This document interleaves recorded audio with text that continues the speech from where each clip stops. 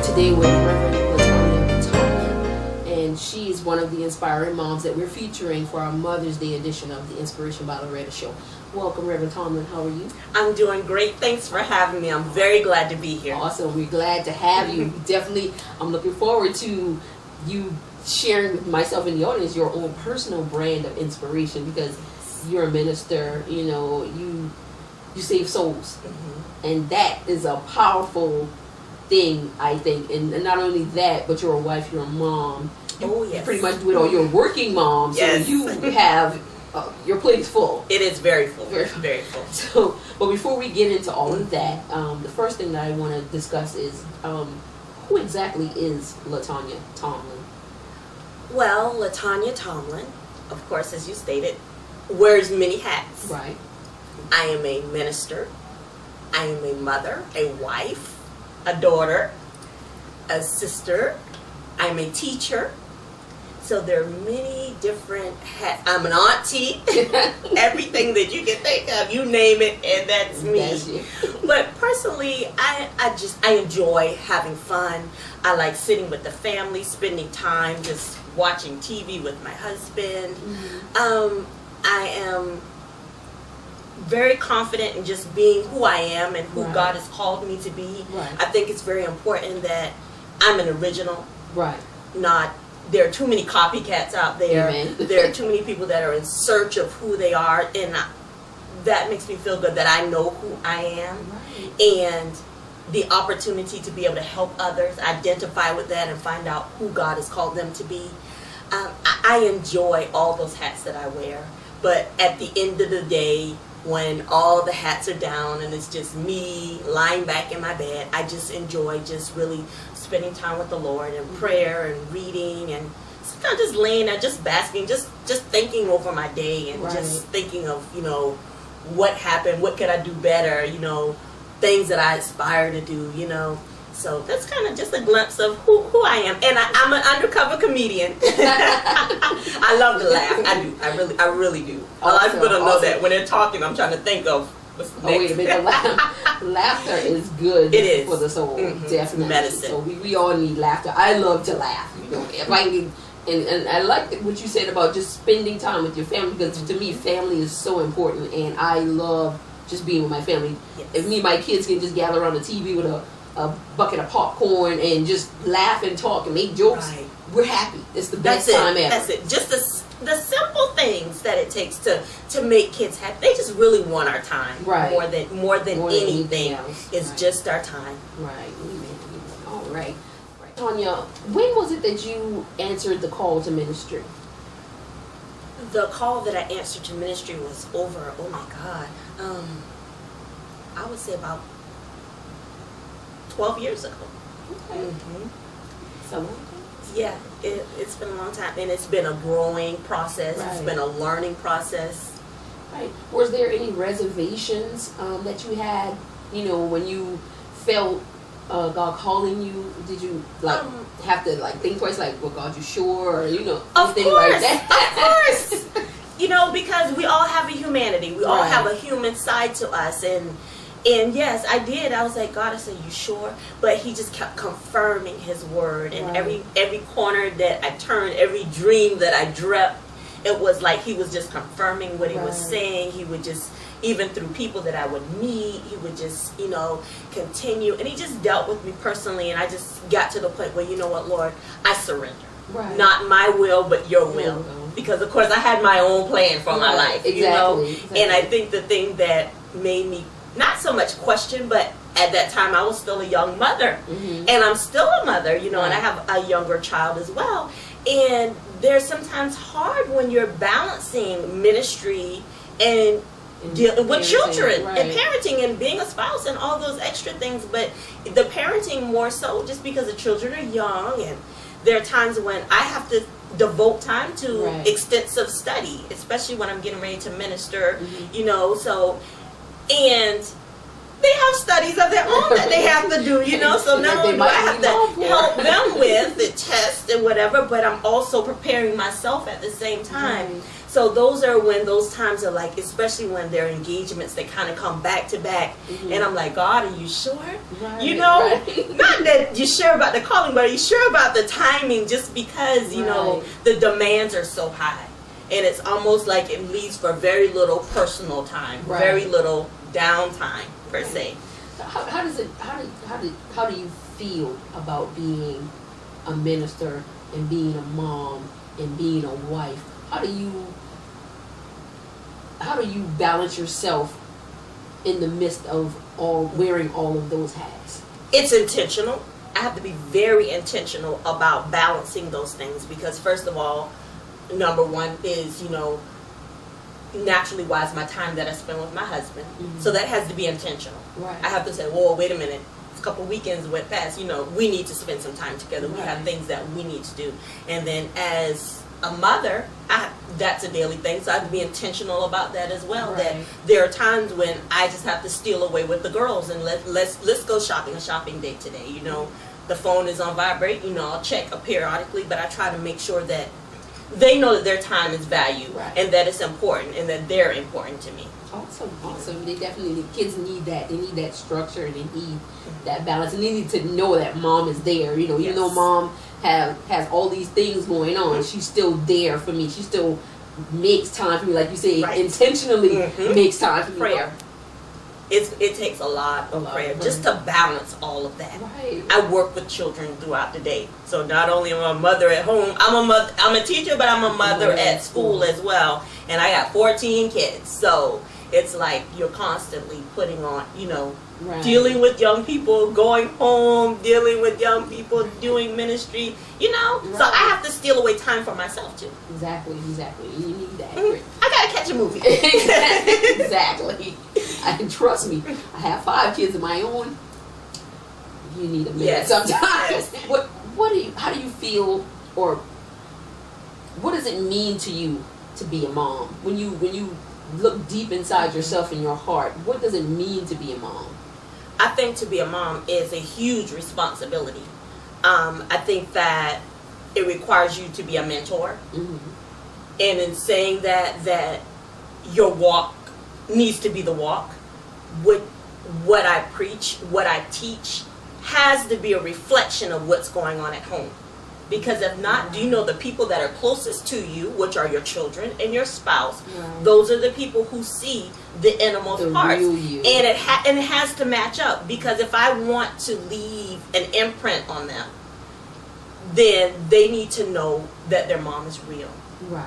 That my lifestyle is one that I live that is pleasing not only to God but to them as well. That they can look at and say, I want to be like mom. Right. And that's important. I think that's important for other mothers to hear who may not have even thought about that. That, you know, everything needs to line up. It does. You know, what I say and what I do have to match. You know, does. In the eyes of my, because our kids are not judging us, but they're watching us.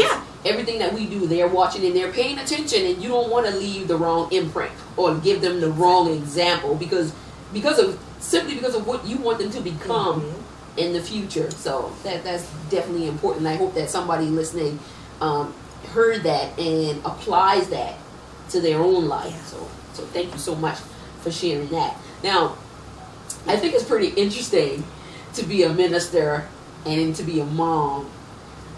What type of mom are you? Because I'm fascinated by that. Like, you know, maybe you should have had my kids here so they can give you the inside scoop. I'm fun. I'm loving. We laugh all the time. I joke with them. Listen, we're raising children. They're going to be exposed to the things of this world. But I don't want them to be of the things of this world. We dance, we cut up, you know. If they come home showing me new whatever, we're human. Okay. So it's like I want them to see and appreciate that side. I also do that as well as, guess what? if there isn't anything you want your mom to be doing, you shouldn't be doing it either. Hey. If you don't want to see me somewhere in the kitchen cutting up, doing that little dance or whatever, then if you don't want me doing it anywhere, then you shouldn't be. Right. If you don't like seeing me do it, then you should know I would like seeing you do it. Exactly. So that's it. When we mess around a lot, we joke, we really do. We laugh, we have little crazy sayings, Right. We watch movies together. So you're just a regular mom. I'm like just any a other regular mom with a call. Hey, I just answer to a higher calling. Right. The same thing that you do with your kids. Me and my daughters. Oh my God, they teach. Well, I have to show them that. Look, I wasn't always that old lady that y'all consider me to be. I was your age once too, and whatever you can do, trust me, Mom can do it better. So LaTanya, can you tell me what is one of the most important characteristics a mother should have? One of the most important characteristics that a mother should have, I'm going to say that they're going to have to be patient. Patience is a virtue. Patience. It is. It requires so much patience, because when you're raising kids, you're teaching them the right thing to do. You're showing them the right thing to do. But I think that we as parents have to remember that they still have to grow up. Right. They're still going to face challenges. Right. They still have to make their own decisions and their own choices. And a lot of times when we see them not making the right choice, or maybe not making the choice that we would want for them, it requires patience, because sometimes you have to step back and say, you know what? I'm going to have to let you feel that way. Mm-hmm. You're now going to have to experience what's going to happen as a result of the choices that you make. Right. Right. So I think that's one of the key things is not getting blown out of proportion, especially with me raising a teenager. Mm-hmm. I learned that is that everything is not personal. Right. And especially being a minister, sometimes you're under a different microscope, right? But children will be children, no matter whose children they are. Right. The President of the United States, his children will be children. They still have to grow. They still have to learn. They have to experience. Right. And I try not to take that away, because I realized that was an important step of me becoming who I am today. Right. Is that it was through trial and error. Right. Definitely. That even where you discovered who you really are. Exactly. So patience. Patience is a virtue. and children being able to, being given the opportunity to discover who they really are is important, because, I'm all about empowering women and girls to know their worth. Well, you have to make provisions for them to learn and discover, their worth. So it's very important when a mother understands that and makes provision for that child to be able to learn and to grow into the person that they were created to be. So that's very important. And I have to say that even as a parent, I'm still growing. Because as your children mature and grow, you reach new levels, you reach new challenges, different things come up that you may have never experienced before. Mm-hmm. So it's all a learning process for both of us. In different form of clothing, basically, right, exactly. And we just have to discern, so it's one of the things that you want most for your children. I think one of the things that I would like most for them, several things, but one of them first is that they continue on the path that I started them on. Mm-hmm. Saying that they put God first, because I believe that when they do that, everything else in their life is going to come into alignment. Right. Because that's the first and most important thing. Secondly, I would probably say is that I want them to get a solid education, because so that the opportunities for them can be limitless. Right. I don't ever want them to want to do something, and the reason why they feel that they can't or that they can't pursue something is because of a degree or because of some level of education, So I would like to knock those hindrances. What I like to say in reference to that is that a degree, however, does not qualify one for a position or a job, it still takes more than a degree. Right. There are plenty of people with master's degrees who are unemployed right now. That's true. And that's why I think that the word is such an inspiration to me, is because whom God calls, regardless what facet of life, because a lot of people look at a calling as being a minister or being someone that's inside the church doing a function, but your calling is what you're doing right now. Right. Your calling is writing those books. Your calling is inspiring people and helping, motivating them and pushing them to the next level. Right. And that's where we both are like there. Right. But that's something that God places on the inside. So the confidence that we have to do the things that we do comes from God. Right. You know? Right. And the more that we acknowledge that, the more our confidence level will be built in those things. Right. And I mean, to anyone who's even watching, you know, whatever God has called you to do, whether you have a degree in it, whether you have had training in it, I say go for it.